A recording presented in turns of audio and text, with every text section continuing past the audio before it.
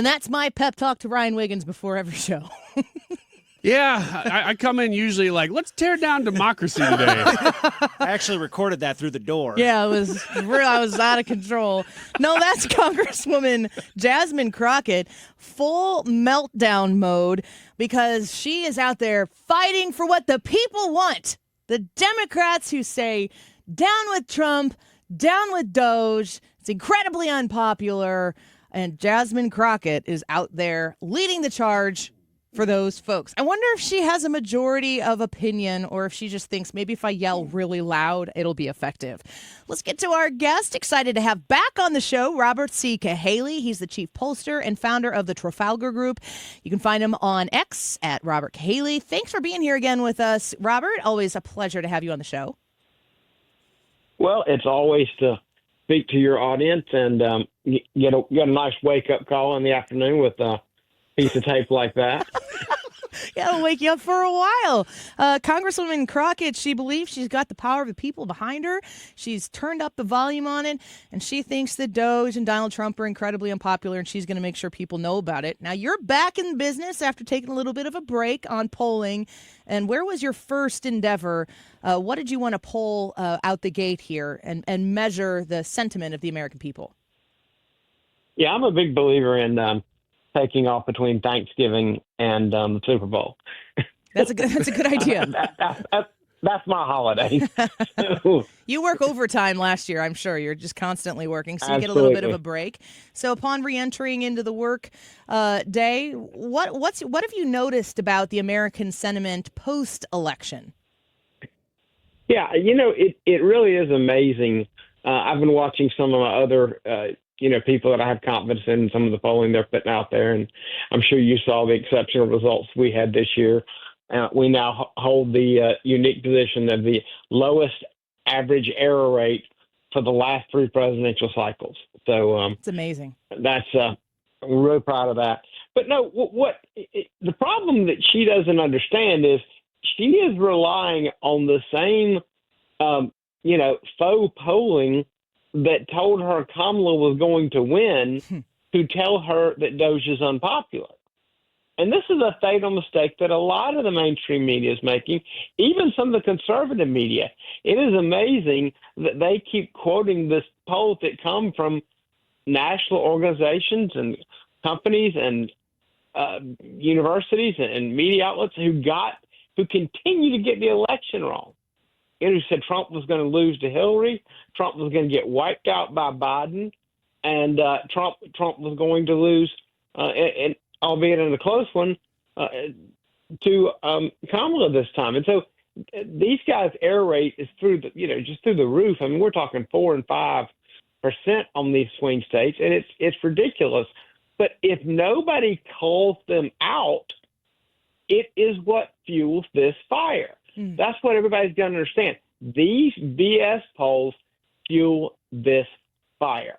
And if you want to stop it, you've got to quit recognizing people who fail at elections to tell you have a presidential approval, and the approval of anything he's doing should be rated.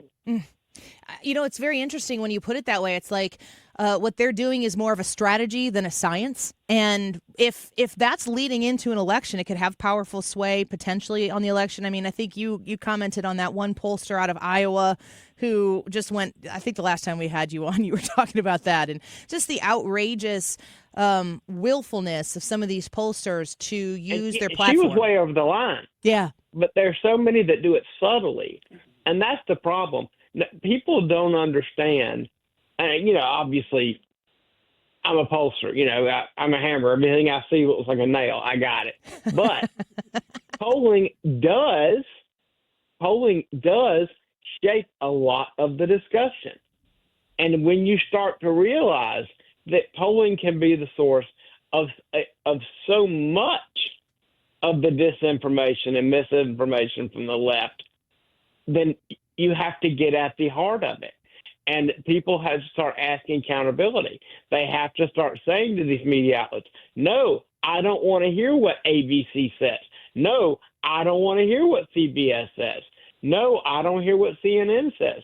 I don't want to hear what these groups say about the approval rating and Doge and Elon Musk because they failed at elections.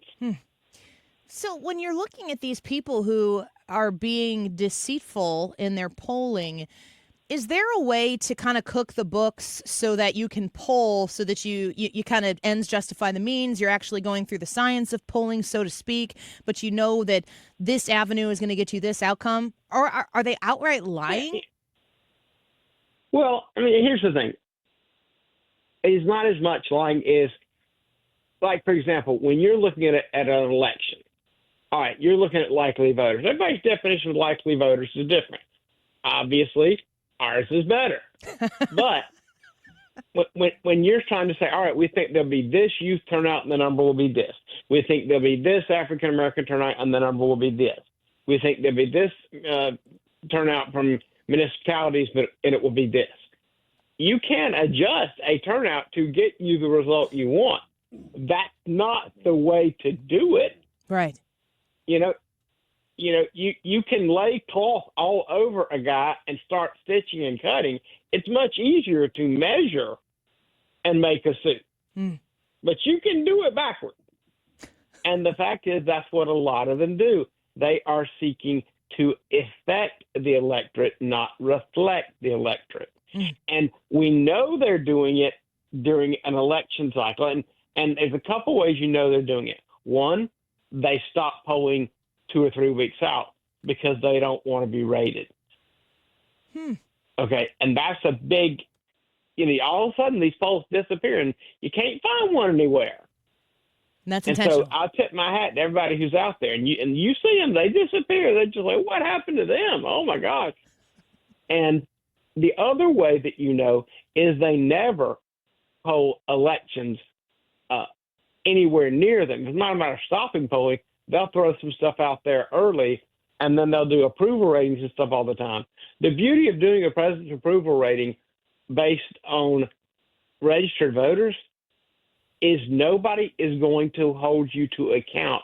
And if all of the mainstream media and all of the universities are in the same boat, they look more real because their numbers look the same, even though they're all wrong together. We're speaking with Robert C. Cahaly, the chief pollster and founder of the Trafalgar Group.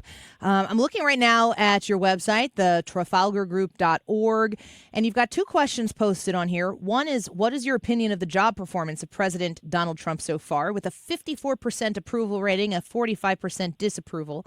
And the second question being, what is your opinion of Elon Musk as it relates to his efforts on behalf of President Trump's Doge? And you have a 49% approval, 44% disapproval, 7% still undecided. Robert, when you're looking at these numbers, I know that there's an underreported factor that you would discuss before the election of people who are willing to come out and say, yeah, I support Trump. First question is, does that Trump factor still seem to be in effect when you're polling, or are people more willing to talk about it? And secondly, a 54% approval rating from Donald Trump. Some people might say that's pretty close to the middle there, but for him, that seems pretty monumental. Yeah, absolutely. If you look at all the media has been talking forever that this guy will never get a majority, never get a majority, never get a majority. Well, guess what? He's got a majority.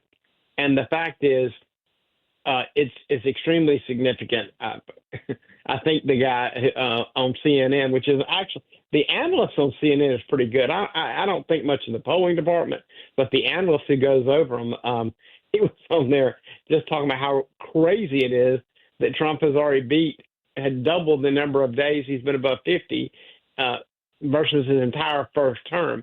Now, what you need to understand is, and that's averaging mainstream media.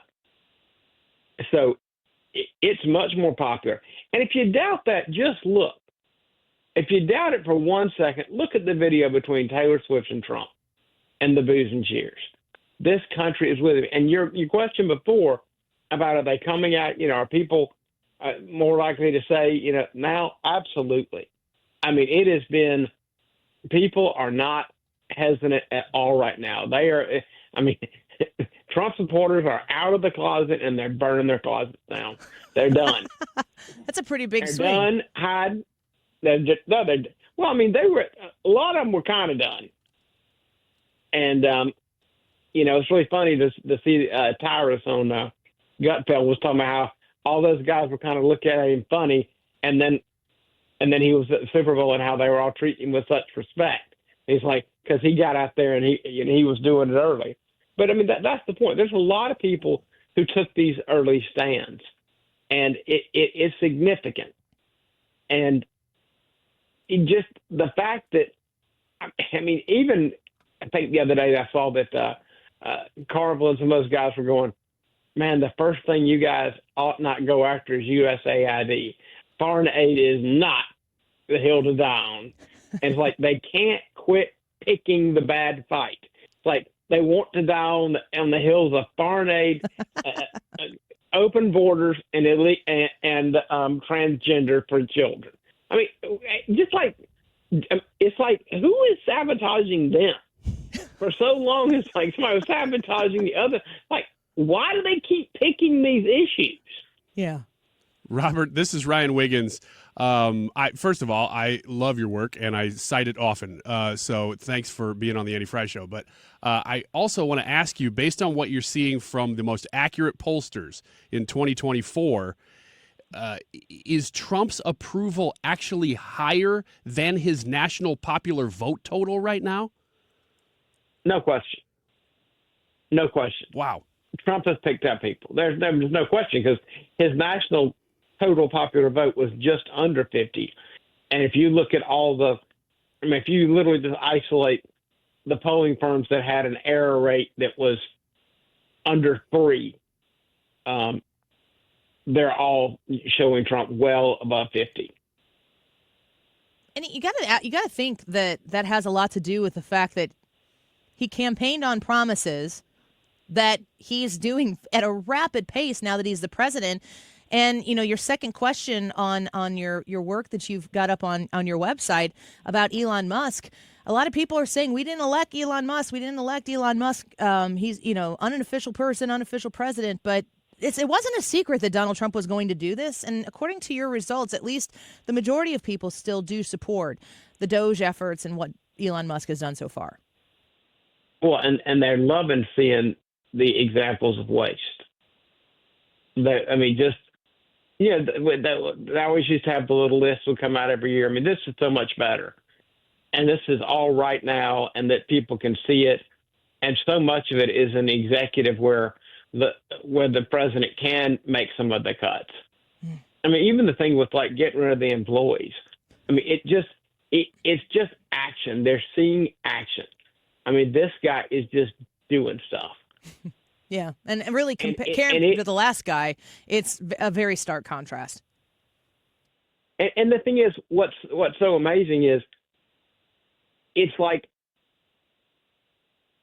if you were a bird, you would wish that everybody would have to hunt with a rifle and nobody gets to hunt with a shotgun, because a shotgun has more than one projectile coming at you at one time. Well, you know what? Trump is all shotgun.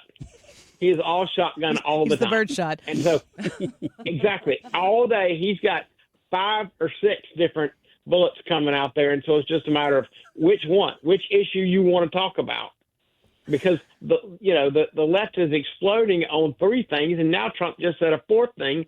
I mean, I know people are down on SNL, but that skit they did with MSNBC when they kept getting off track every time he would tweet something was amazing.